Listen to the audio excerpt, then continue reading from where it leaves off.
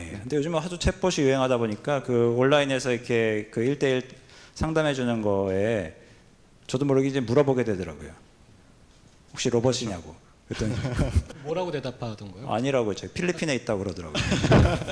이게 요즘 근데 또 필리핀에 있다고까지만 해서 약간 좀 모호했어요. 필리핀에 있는 클라우드인가 하는 생각도 들었는데 그 작년에 조지아텍의 사례가 그 질 왓슨이라는 조교가 메일로 응대하면서 사람들이 나중에 좀 약간 화를 냈다고 해야 되나?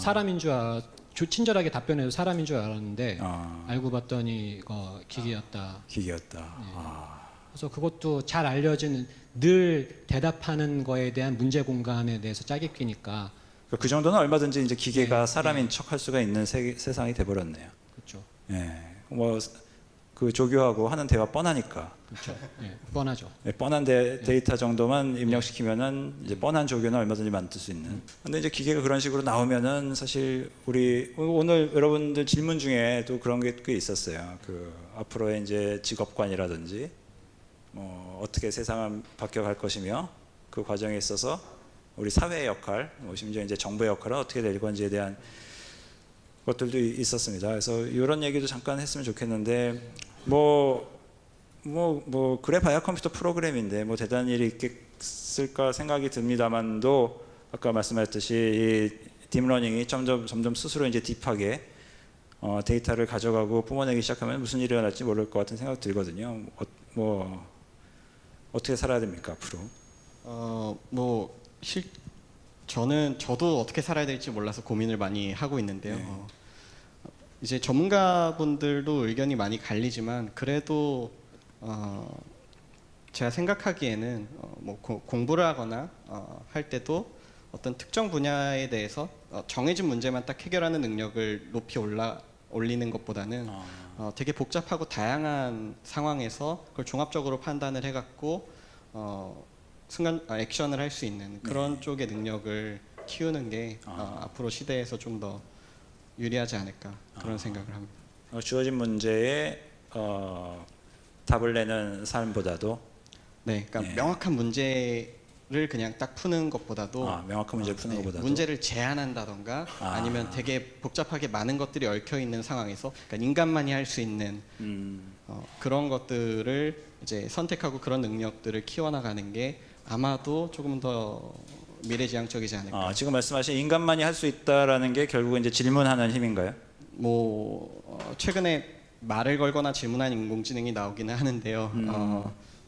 뭔가 여러 가지 상황, 여러 가지 방식의 인터랙션, 다양한 것들에 대한 캐치 이런 게 이제 아직은 인공지능이 할 수 없는 영역이고 앞으로도 상당한 시간이 걸릴 것이기 때문에 그런 부분에서 그러니까 하나에만 딱 편협하지 않고 다양한 것들을 알고 그리고 뭔가 문제 제기를 할 수 있는 그런 능력을 키워나가야 될 것 같습니다. 상당히 이제 유연성이 좀 있어야 되겠네요. 뻣뻣하지 않고 어떤 상황에서도 굴하지 않고 세상을 향해서 문제의식을 가지고 질문을 던질 수 있는 이런 잘 모르겠습니다. 너무 어렵습니다. 힘든 문제죠. 송주님이야말로 근데 어떻게 보면 이제 자유롭게 사실 이제 인공지능 시대적인 삶을 살고 계신데 어떤 인사이트가 좀 있을 것 같아요. 어떻게 살아야 될지. 살아야 될지요. 근데 아까 사회적인 문제에 대해서는 저는 인공지능에 의해서 직업이 없어지거나 하는 것들은 상대적으로 문제가 별로 크지 않다고 생각을 하거든요. 왜냐하면 더 큰 문제가 있기 때문에. 더 큰 문제. 그 디바이드가 앞으로는 엄청나게 더 간극이 넓어질 가능성이 크다고 저는 생각하거든요. 그래서 어떤 디바이드냐 하면은 작년에 버락 오바마 정부였을 때 그 오바마랑 MIT 미디어랩의 조이 이토랑 와이어드의 편집장인 스캇 다드치랑 이렇게 대담을 나눈 거가 이제 와이드 기사로 올라온 게 있어요. 근데 초반부에 조이 이토가 걱정을 하는 게 지금 이런 말 해도 괜찮은지 모르겠는데 내 학생들이 주로 이런 거에 관심 있는 학생들이 너무 이렇게 약간 기 성향이 있고 백인 남성 위주다. 그런 약간 치우침을 제가 아까도 치우침을 살짝 언급했었는데 치우침이 있다고 얘기했잖아요. 근데 딥마인드 데미스 하사비스도 8비트 시절부터 컴퓨터를 썼던 싱클레어라고 했던 그 컴퓨터를 썼던 사람이고 얀 루쿤도 약간 긱 너드 스타일에 했던 거를 이렇게 소외하는 그런 유튜브 강연도 있고 그래요. 그래서 이런 거 그리고 작년에 그 오픈 AI의 그 런칭한 다음에 얼마 안 돼서 좀 지난 한 거의 한 1년 됐을 때 사진을 보면은 33명의 멤버들이 있는데 그 중에 여성은 3명, 흑인은 0명, 아시아계 한 2명 정도 나머지는 이제 다 이제 백인 남성이에요. 오픈 AI의 설립 목표가 아까도 말씀하셨지만 특정 벤더에게 기술이 너무 독점되지 않게 예. 탑 클래스의 연구자한테 펀딩을 해서 기술을 다 오픈하는 걸 목표로 하잖아요. 말 그대로. 예. 그리고 파트너십 온 AI도 보면은 그게 그 윤리적인 인공지능에 대한 얘기를 하는데 그거가 딥마인드가 구글에 팔렸을 때 레리 페이지랑의 딜이었대요. 그거 윤리위원회를 설립해 줄 것이 이제 딥마인드 쪽 그 3명의 CEO들의 그 요구 중에 하나였는데 그 지금 똑똑한 사람들이 다 해먹고 있다는 거죠. 사회적인 문제가 일어날 거에 대해 문제를 푸는 역할도 자처하고 있고 윤리 문제를 다루는 거. 그래서 지금 제가 이제 걱정이 되는 거는 이거를 하는 사람들이 좀 치우쳐져 있다. 좀 이게 지평이 좀 치우쳐져 있고 그 성향이 어떤 긱 너드 그런 문화의 성향은 지적인 능력에 의해서 되게 평판이 달라지잖아요. 그리고 그런 사이에서 그 비슷한 능력 있는 사람들끼리 협업 관계를 되게 중요시한 오픈 소스의 문화라는 게 기여할 수 있는 사람들끼리 문화들을 만들어내는 건데 그 평판과 인정이 의해서 주도되는 것들 그리고 아까 엄청나게 많은 공유가 일어났다고 했잖아요. 그래서 지금 엄청나게 많은 정보들이 있기 때문에 이거를 학습해서 따라갈 수 있는 능력에 의해서 이미 이 분야 자체가 와해되고 있다고 저는 생각해요. 익숙한 거에 안주하는 게 아니라 계속 무간지옥의 공유 속에서도 이걸 학습해내고 공유하고 아까 얘기했듯이 뭐 밴드위스가 넓은지 뭔지 모르겠지만 어쨌든 이걸 해내는 사람과 아닌 사람의 격차 그리고 사실 더욱 문제인 거는 무크 같은 거가 제 주변을 보면은 정작 그거를 수료를 하는 사람이 교수거나 특정 분야의 전문가지 학생인 경우는 되게 드물어요. 여력이 없으니까. 그리고 동기도 없어서 동기에 의한 격차를 굉장히 가속화시킨다는 거죠. 그래서 오픈 소스는 결국에는 평판이나 이런 것들 중요하고 기여가 중요하니까 동기가 있어야지 하는 건데 동기가 없는 사람은 참여를 하지 않겠죠. 그래서 저는 뭐 일론 머스크나 이런 사람들이 UBI 그 기본 소득을 얘기하는 거가 예사롭지 않게 들리는 게 산업혁명 시대 때는 러다이트 운동이 있었단 말이죠. 러다이트 운동이 그 방직기 같은 것들, 자동화되는 것들을 파기했다고 알려지지만 사실은 노동운동을 한 건데 실리콘밸리에서 몇 해 전에는 슬슬 그 라이엇이 일어난다. 사람들이 왜 너희들이 우리를 가난하게 만드는데 기여하고 있는 걸 이제 알았다 하면서 이렇게 불편해하는 시선들이 있는데 지금 기본소득을 얘기한다는 것은 라이엇조차 일어나지 않게 시스템을 준비하겠다라는 그런 게 아닌가. 이거 동기 없는 사람들은 그냥 편안하게 살아라. 소수의 뛰어난 사람들이 인류의 프론트엔드에 있겠다. 천병에 있겠다. 그런 태도가 있지 않은가라고 해서 저는 좀 사실 아까 제가 우울하다고 하는 게 제가 따라가려도 약간 그 따라가지 못하는 그런 상황들을 보면서 그 되게 뭐랄까 박탈감을 좀 느끼고 있거든요. 지금 인공지능이 시끄러워지면서 과거 어느 때보다도 그런 현상은 좀 일어난 것 같아요. 그 뭐랄까 그 지적인 능력이 가져오는 그렇죠. 그 격차 그리고 그 격차를 통해서 할 수 있는 일의 엄청 규모. 달라지죠. 그게 과거하고는 굉장히 다른 규모가 돼버린 것 같아요. 어마어마할 거라고 저는 생각합니다. 우리가 지금 뭐 어떤 프로그래머가 하나의 앱을 만들어서 세상에 줄 수 있는 그 효과와 하나의 그 인공지능 시스템을 만들어서 그 세상에 미칠 수 있는 영향의 규모가 달라지다 보니까 그 능력을 가진 사람과 가지지 못한 사람, 그 능력을 가진 사람이 속해 있는 조직과 그 혜택을 받지 못하는 케이스에 있는 사람들 사이에는 뛰어넘기 힘든 그런 격차가 이제 벌어지고 있다라고 볼 수도 있겠네요. 그리고 아까 제가 굳이 그 백인 남성을 언급한 이유가 다원성이 있어야 되는데 중요한 걸 얘기할 때는 거기에 참여하는 사람들이 다양해야 되는데 너무 문화적으로 치우쳐져 있으면 다른 문제 영역에는 관심이 없을 수 있다는 거죠.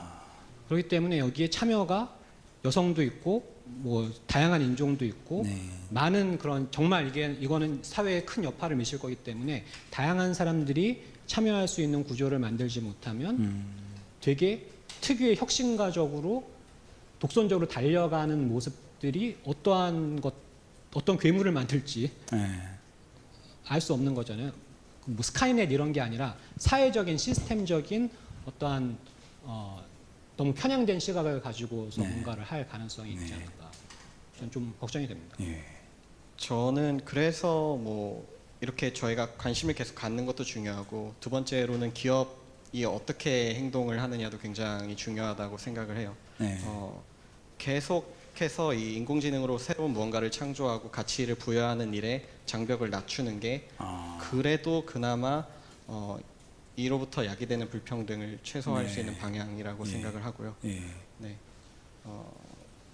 아마도 뭐 구글도 그렇고 뭐 여러 가지 회사들이 그런 움직임을 가지고는 있지만 그것에 대해서 관심을 갖고 계속 지켜봐야 된다고 생각을 합니다. 그러니까 우리가 이제 깨어 있는 눈으로 지금 이 인공지능이 어떻게 보면은 소수의 전유물이 되지 않고 모든 사람한테 혜택을 줄 수 있는 도구로